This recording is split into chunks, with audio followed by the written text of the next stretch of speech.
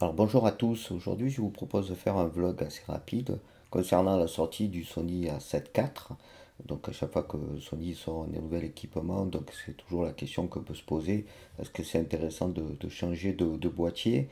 Alors avant toute chose, je rappelle une chose très importante, c'est que c'est pas forcément le boîtier qui fait la différence, c'est la plupart du temps les objectifs qu'on y met dessus.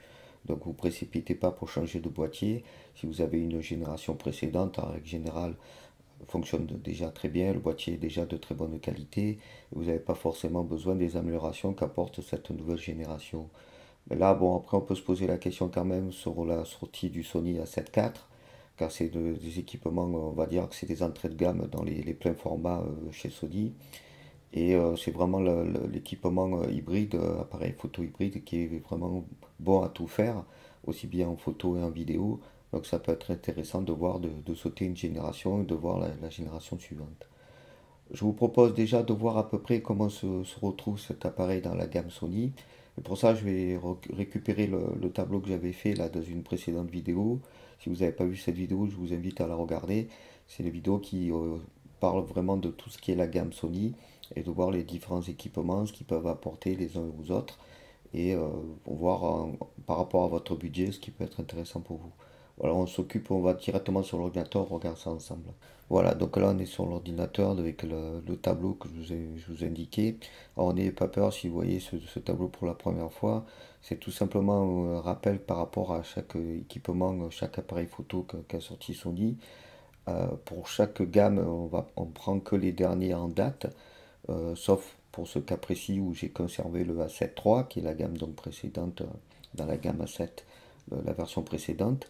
Et donc là, on voit tout de suite que le A7 IV par rapport au A7 III, le positionnement aussi bien en termes de prix que par rapport aux capacités où il se retrouve dans la gamme. Vous voyez qu'il est quand même assez haut. Donc c'est un équipement plein format, tout de suite qui le place dans les 35,6, 35,9 mm en plein format, au niveau de la taille du capteur. Donc il va être équivalent donc, au A9 II, A7 III, A7C et au A7S3.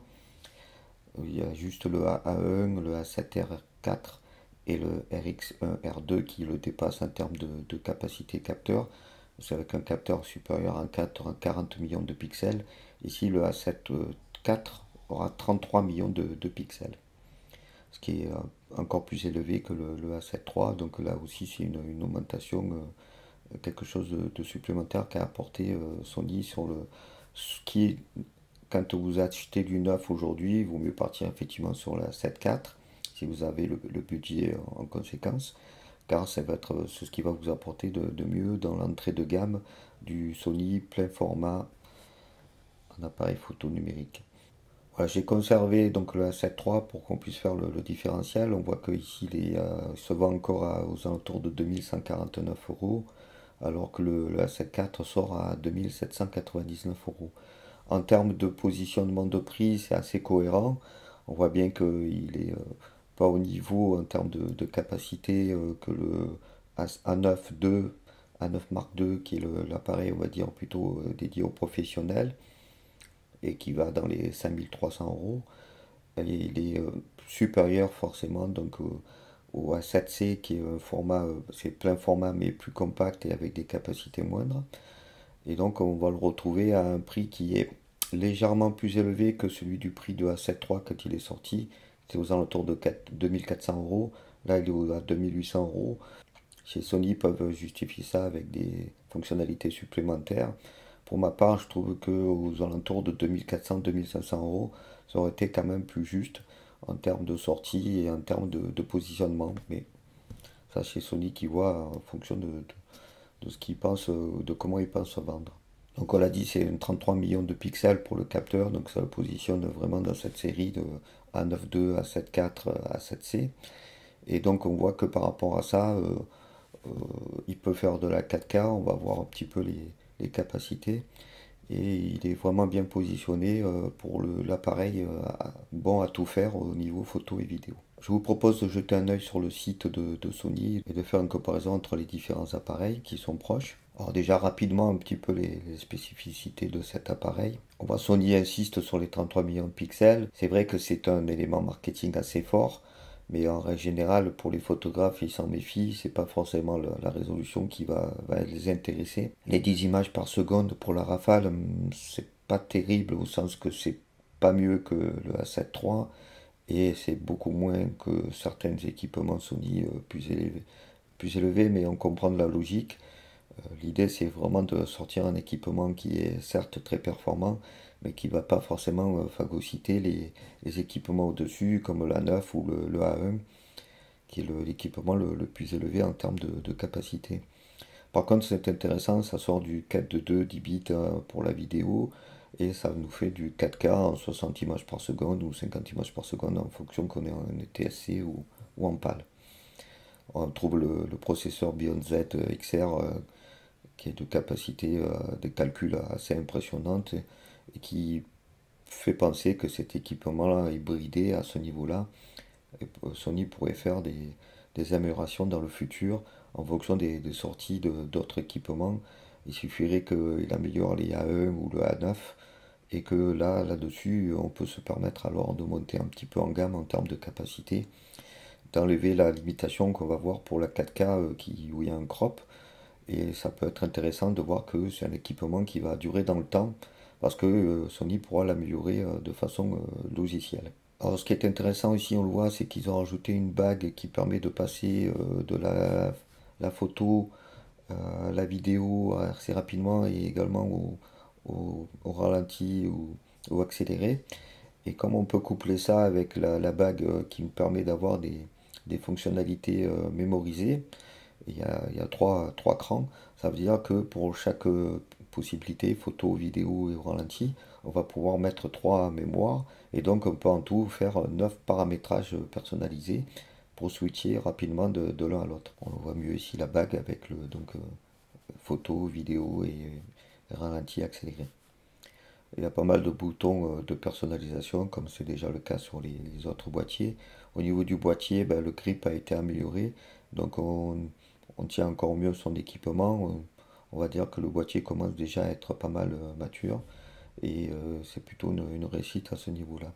Ce qui est intéressant, bien entendu, ben, c'est l'écran qui va pouvoir être qui est réversible, qu'on va pouvoir mettre en fonction plutôt côté selfie ou quand on fait des vidéos YouTube pour pouvoir voir ce que l'on filme. Au niveau des couleurs, ceux qui ont pu tester déjà la 7.4 par rapport à la 7.3, il y a une forte amélioration à ce niveau-là, ce qui était déjà le cas des boîtiers A7S3. Donc on se retrouve maintenant avec les boîtiers Sony qui n'ont pas trop de différence par rapport à la concurrence à ce niveau-là et qui ont une qualité de couleur maintenant qui est semblable. On a toujours bien sûr la stabilisation 5 axes. Donc on a cette fameuse rafale 10 images par seconde, comme je disais, qui est un petit peu faible en termes de nombre d'images, mais qui pourra s'améliorer dans le temps si Sony le décide. Et on a la mise au point automatique hybride rapide et avancée avec, on peut le voir ici, énormément de points d'autofocus, ce qui fait que l'autofocus sera très rapide et permettra un suivi très très très correct. On peut même considérer que Sony sont parmi les meilleurs, voire les meilleurs à ce niveau-là, au niveau du suivi. On a une mise au point automatique sur les yeux pour les humains, sur les animaux et même une spécificité maintenant sur les oiseaux. On le voit, la 4K est obtenue avec un surenchantillonnage en 7K pour être après mis en 4K. C'est pas mal et on a juste cette limitation malheureusement sur la vidéo 4K. Il va y avoir un crop de 1,5, ce qui veut dire qu'en fait si vous mettez un 50 mm, il faudra multiplier par 1,5 pour avoir la focale réelle. Ça descend forcément en termes de nombre de mégapixels. On n'a plus les 33 mégapixels, mais on a largement de quoi faire la 4K en termes de mégapixels et on s'évite comme ça quelques désagréments que pourrait avoir l'appareil s'il ne faisait pas ce crop. Après, encore une fois, le processeur à l'intérieur de l'appareil peut sûrement faire de la 4K sans le crop. Donc pourquoi pas un jour une mise à jour pour pouvoir enlever ce crop. Et pour moi, cet équipement-là peut durer plusieurs années, 3-4 ans sans difficulté. Donc la haute qualité d'image avec un enregistrement 4.2 10 bits, Ça, c'est très intéressant. On a une compensation de fluctuation, ce qu'ils appellent le briefing. En fait, c'est à partir du moment où vous allez faire la mise au point. Ben, si vous changez la mise au point, vous allez avoir un effet un petit peu de pompage et ça va pas garder la résolution complète. Donc, si vous faites cette compensation de fluctuation, ben, vous allez voir que vous allez conserver vraiment le même cadrage quelle que soit la mise au point que vous faites et le changement de mise au point. Et donc, bah, si jamais vous faites une réalisation avec comme ça un passage d'une mise au point d'un personnage à un autre, avant ça faisait cette fluctuation au niveau du cadrage, et là ça ne le fera plus. Une carte de visualisation de la profondeur de champ pour encore améliorer la mise au point manuelle notamment, et ça va vous permettre vraiment d'être encore plus précis. Donc la mise au point avec de façon tactile, hein, on est directement sur l'écran, une stabilisation logicielle et donc 5 axes sur l'équipement, encore amélioré. On peut transformer le A7 IV en webcam, on peut mettre directement par le câble USB sur l'ordinateur et le transformer en webcam. Ça peut être intéressant également. Ça vous permet d'avoir une webcam de très très très haute qualité. Un parc optique bah, qui est toujours le même, hein, donc forcément bah, il s'améliore chaque année et maintenant on va dire qu'il y a un nombre assez impressionnant d'objectifs, que ce soit en natif Sony ou avec les marques tierces. Le partage de fonctions assez classique, Wi-Fi, transfert FTP, par le Imaging Edge mobile, donc ça c'est pas mal pour garder un contrôle sur l'équipement à distance. Voilà, donc pas mal d'améliorations attendues sur cet équipement-là. On peut voir que le viseur a été un petit peu amélioré également. C'est un viseur de 3,68 millions de points. Et donc c'était un petit peu un des défauts de la 7.3. La fameuse molette photo, vidéo, mode ralenti accéléré. Le moniteur donc à ouverture latérale et angle variable, donc ça c'est très important. Les fonctionnalités tactiles dites intuitives, mais bon ça maintenant c'est un peu le B à bas, le minimum qu'on retrouve sur les équipements récents. Et la molette avant qui était la molette de compensation d'exposition, qui reste cette molette-là, mais sans l'écran. Et pourquoi? Parce qu'en fait elle est personnalisable. Donc au lieu d'avoir la compensation d'exposition, ben, ça vous permet éventuellement de choisir d'autres fonctions comme le contrôle ISO ou les Creative Look. C'est à vous de voir quelle fonctionnalité vous accordez à cette molette. Je vous propose de faire une comparaison entre quatre équipements, donc le A7 IV qui vient de sortir, le A7S3 qui est l'équipement qui avait des capacités vidéo hors normes parce qu'il a une montée de bruit d'ISO qui est impressionnante. L'appareil photo, on va dire professionnel, le Alpha 9 II. Et puis le A7 III, donc l'ancien modèle d'entrée de gamme pour le format Sony, donc qui est remplacé par le A7 IV.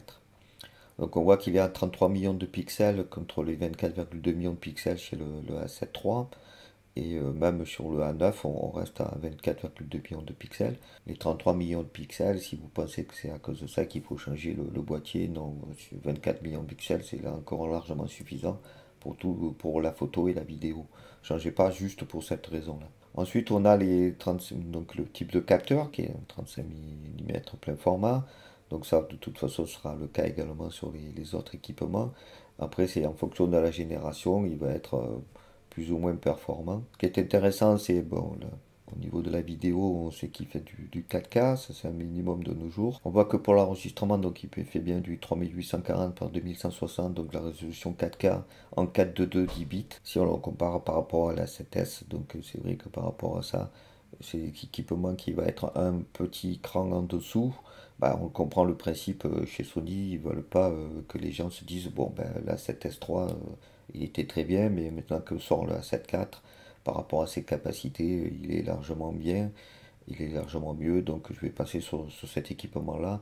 Donc ils vont le brider sur certaines choses, donc là ici la vidéo, mais il peut y avoir d'autres bridages par rapport par exemple à la 1 qui est sortie il y a quelques temps et qui est l'équipement professionnel. Après ce sont des choses assez classiques, le mise au point automatique hybride rapide avec mise au point détection de phase et détection de contraste. Si vous ne savez absolument pas de quoi il en retourne, n'hésitez pas à regarder, même si c'est une vidéo assez ancienne, la vidéo sur la mise au point que j'ai pu faire il y a quelques années.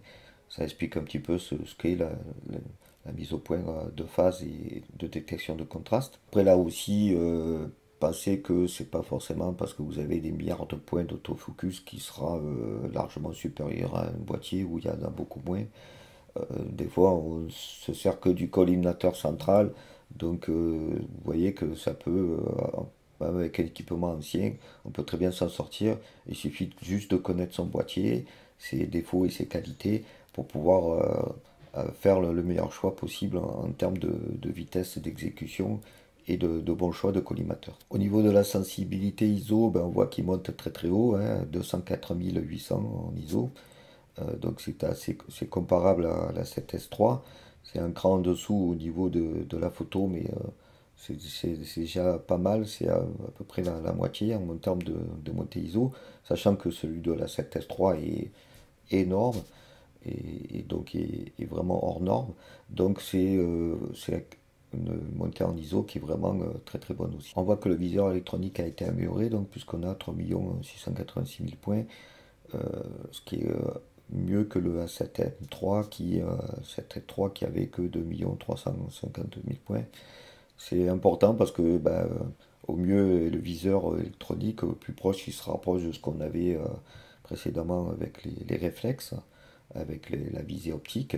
Au plus vous avez de confort visuel, plus proche vous êtes de la réalité. Avec un taux de rafraîchissement de 120 MHz, on a comme ça la capacité d'avoir vraiment quelque chose de très fluide. Donc on retrouve aussi l'amélioration au niveau de l'écran qui a un angle réglable et donc qui se rapproche, qui est identique de ce qu'on peut trouver sur la 7S3 et qui était un des défauts du M3 et qui était aussi un des défauts malheureusement du A9 M2.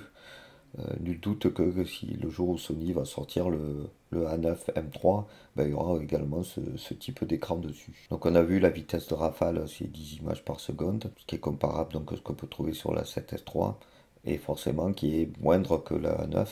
Donc toujours le même principe, on bride d'un côté pour pas que les gens se disent bah, il n'y a aucun intérêt à monter en gamme, de prendre du A9 ou du A1. Le A7 d'entrée de gamme, il ira très bien. Et en effet, pour la majorité des cas, le A7, même le M3 qui est maintenant est remplacé par le A7 IV, est très bien également. Et le A7 IV vous fera un boîtier qui durera 4-5 ans sans problème. Au niveau de la batterie, c'est la même hein, pour les 4 modèles, donc pas d'amélioration, mais de toute façon, c'était déjà l'amélioration par rapport aux générations précédentes, avec une capacité de batterie qui est beaucoup plus longue. Vous pouvez prendre des photos et des vidéos beaucoup plus longtemps, ce qui est toujours très intéressant. En termes de poids, c'est assez comparable, hein. Donc on a aux alentours de 658 grammes. On voit que le A7 III est à 799 et le modèle A7 III tout court, le A7 III était à 650 grammes. Donc ça c'est pour la comparaison entre les différents modèles. Vous voyez, c'est assez simple à imaginer où se situe ce boîtier-là. Il remplace le A7 III. J'ai gardé le A7 III ici pour mémoire pour voir un petit peu les différences. Vous voyez que dans la gamme, si vous voulez partir sur un équipement où la capacité de monter en ISO fortement est importante, notamment pour pouvoir filmer de nuit, vous allez partir sur la A7S3 et que le A7 IV sera un petit cran en dessous vis-à-vis de ça, donc toujours pour les mêmes raisons, pour conserver une cohérence dans la gamme et pour pas phagocyter les différents équipements déjà sortis précédemment, mais que le A7 IV avec une montée à plus de 102 000 ISO sera déjà très très très bon à ce niveau-là. On voit que par rapport aux capacités que peut carrer le A7 III, il y a des améliorations aussi bien en photo qu'en vidéo. On voit que par rapport à A9, il n'est pas ridicule, y compris même pour le A1 qui est encore un cran dessus en termes de prix de gamme. Donc c'est un équipement qui va être bon aussi bien en photo et en vidéo, à un prix qui reste abordable, même si c'est, je reconnais, un budget assez élevé. Et donc c'est pour moi dans la gamme Sony, évidemment, l'appareil que j'achèterais si je devais remplacer mon équipement actuel.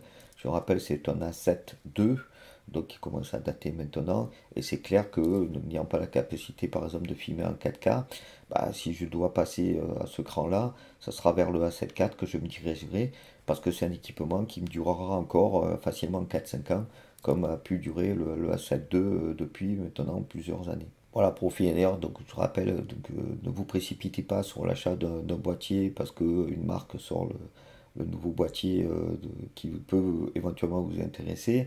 Si l'équipement que vous possédez permet encore parfaitement de faire tout ce que vous voulez faire et que vous ne vous sentez pas bridé pour une raison X, Y, conservez cet équipement-là et pensez plutôt à acheter des objectifs de meilleure qualité. C'est là-dessus que vous y gagnerez le plus. Et par rapport au fait que, par exemple, moi, si je dois faire de la 4K, ce qui n'est pas possible actuellement, bah ça peut me pousser à changer le boîtier, mais pas sur les limitations que j'ai actuellement si jamais j'ai pas ce désir de monter en gamme au niveau de la vidéo. Donc le choix du boîtier, c'est vraiment dernier. Si par rapport au fait que vous avez le parc optique qui va bien ou que vous voulez l'améliorer, et si jamais ben, vous vous sentez bridé pour une raison ou par rapport à une profession, ben là oui, effectivement, vous pouvez passer, monter en gamme avec le dernier né de la gamme, et notamment le A7 IV chez Sony. Voilà, c'était un petit vlog rapide pour parler un petit peu de cette sortie de la 7 IV qui peut apporter à ceux qui ont des générations précédentes et même pour ceux qui n'ont pas encore d'équipement, pourquoi il est intéressant, parce que il est aussi bon en vidéo qu'en photo, et ça, ben, ça en fait quasiment l'appareil idéal dans la catégorie des pleins formats hybrides. Voilà, sur ce, je vous dis à bientôt sur Juste une mise au point.